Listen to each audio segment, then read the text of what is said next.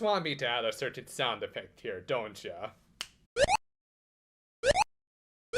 Honestly, I could take that a lot more seriously than what's going to transpire in this episode. So, continuing where we left off last week, the Precure were fighting robot crabs, and yes, I'm sorry I didn't use that obvious joke last week. Ah, damn it, Aoyama, you're so cheap that you're not even bother filling in this guy's eyes? Okay, that's my one for this episode.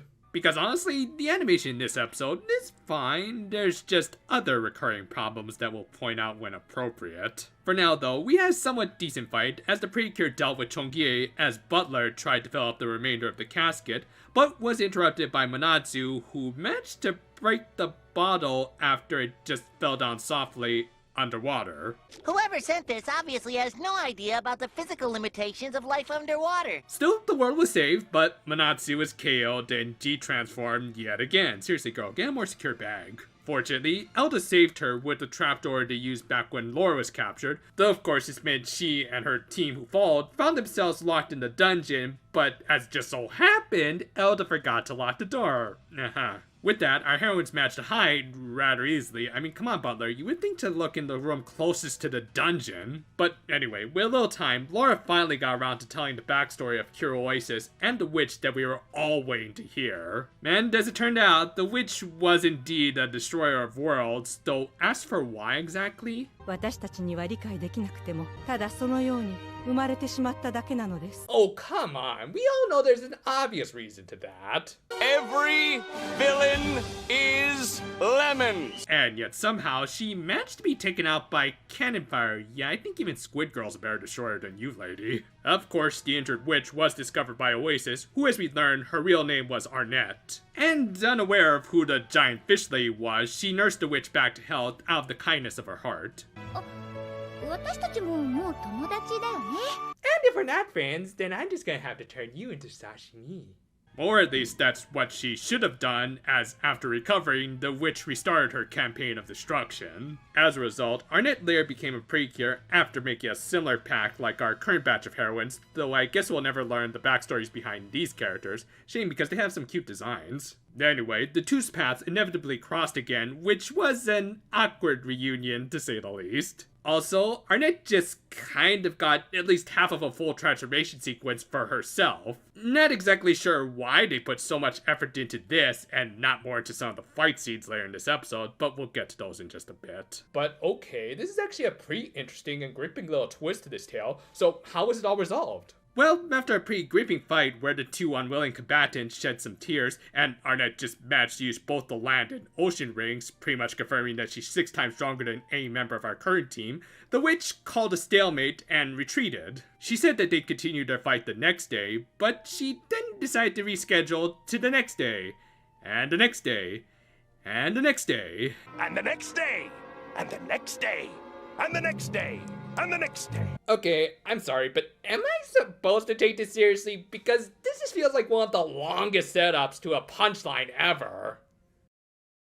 So yeah, the whole reason the witch changed titles was because she constantly put off her final confrontation with Arnett, and well, to her credit, she did technically defeat her in the same way you can defeat the End in Metal Gear Solid 3. Maybe it was from old age.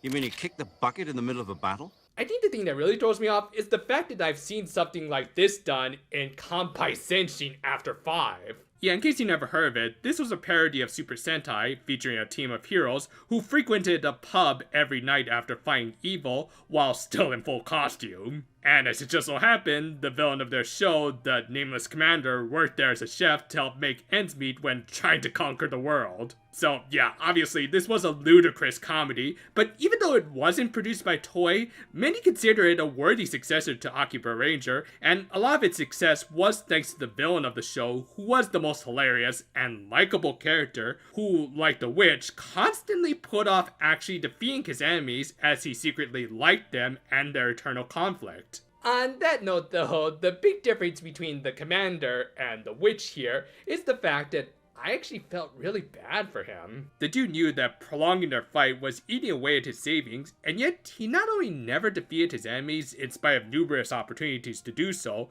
but he also helped them get out of their own bumblings. And while I'm not saying the witch has to suddenly start helping the Precure or anything, we also haven't really gotten to know either her or Annette enough that we'd be invested in this so-called tragedy, especially when it involves a stalemate that ended with one of them likely passing away from old age. I think my biggest problem with all this is how we still haven't really connected things back to the Grand Ocean's memory machine, even though I was pretty sure that was where they were going with it. It really seemed like at some point the Grand Ocean had used their memory machine on her, thus somehow leading to the laws prohibiting mermaids and humans from being aware of each other's existence. But nope, she just had plain old suppressed memories, and I'll admit, I might be firing off my old headcanon here, but this really does feel like a last minute change to make things less heavy, even though this franchise has tackled these sorts of Orwellian themes in the past. Maybe they'll bring it up later, but overall right now, this twist just feels like kind of weak sauce really.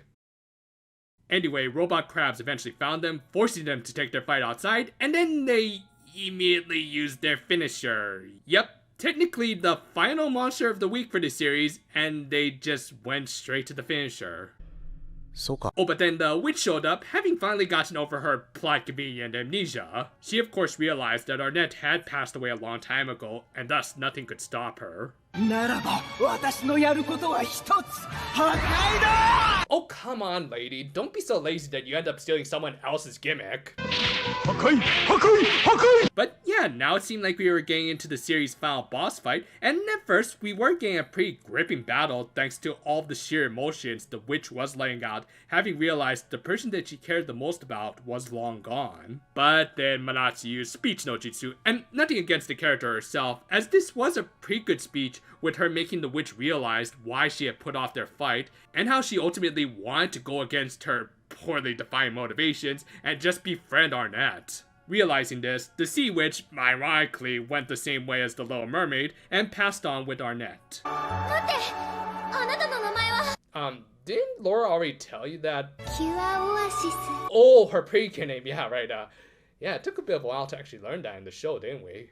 Again, not a bad scene for our main heroine, but wow, what a rushed resolution to one of our main antagonists of the show. Speaking of which, the co-main antagonist, who I think really could have saved this plot if he had just played a bigger role, was distraught at his master's passing. Thus, he decided to finish her work, and okay, I think Kamata-kun has a more intimidating kaiju design than you. But yeah, he used a Yanida ball on himself, and managed to maintain his consciousness because he's suddenly the true final boss of the show now. Anyway, the episode ended with him taking the motivation from the generals, but still needing just a little more to fill up the casket. And there just so happened to be 5 unwilling volunteers nearby. So yeah, I think I might have to reevaluate my thoughts about last week's episode. I mean, I still stand by much of it in that it was competent build-up to something, but when that something was this, it just feels kind of I mean, honestly, I'm not totally sure how to feel about all of this, as there are some interesting ideas here, but they're held down by a bit of an underwhelming twist, and also the episode itself was just underwhelming in general. Now, obviously, we still have 2 more episodes left, but between how the final boss looks and how we even got here, I'm just not all that excited, really. Again, I might need to meditate on this a little because I think I understand what they were trying to do here. Develop a conflict in which both combatants were unwilling and ultimately one passed on while the other had to live on with regrets. Conceptually, that sounds like a great tragedy, and yet in execution, we got a pretty laughable story where the protagonist is literally procrastinated to death. I mean, it really says something when I can compare this to a conflict from a Super Sentai parody, and yet still feel more sympathy for the parody villain. Now, of course, there were still ways they could have made this work, and maybe they were trying to by developing the relationship between the witch and Arnett, but both to me just came off as a couple of big mystery boxes rather than actual characters who we could feel sympathy for. Thus, this resolution felt incredibly rushed and unsatisfying in my opinion. Another thing they could have done was just go on a completely different route, maybe involve more of the memory machine, or maybe even a certain seahorse. Yeah, myself and others really thought that Butler was like the true mastermind, and not just the guy egging his master on,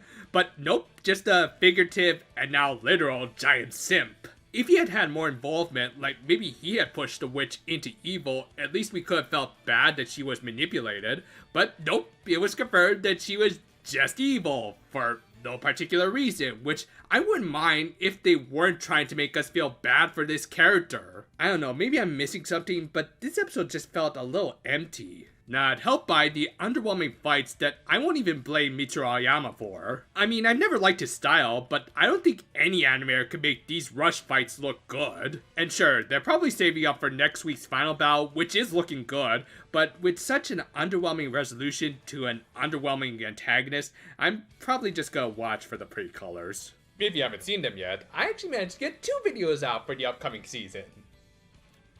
I hope you all appreciate the hours of sleep I lost. Yeah, but seriously, it was fun making those videos, and while I am going to slow down a little on those uploads just to get my sleep schedule back on track, you can still look forward to this channel's usual content, as well as some new stuff that we've got on the back burner. And until then though, farewell for now my friends, and yeah, shouldn't forget this surfing now, he's coming.